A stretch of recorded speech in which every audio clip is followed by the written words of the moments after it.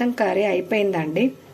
అయితే ఒక విషయం ఏంటంటే, నేను ఫస్ట్ టైం ఒక డ్రెస్ది వీడియో తీశాను, ప్లస్ ఇది తీస్తున్నాను కాబట్టి మొత్తం ఇది అయింది. టేస్ట్ మాత్రం 7 సంవత్సరాల కింద తిన్నా అండి.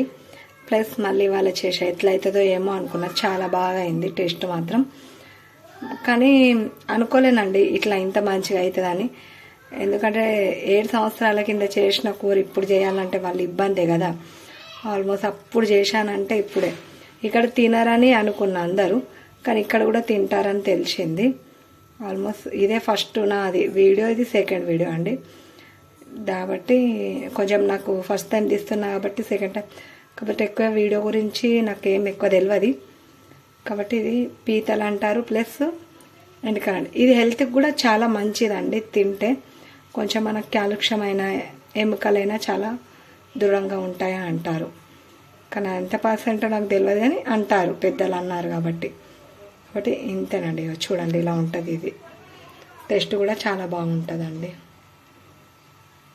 సరే, థ్యాంక్స్ అండి నా వీడియో చూసిన వాళ్ళందరికీ.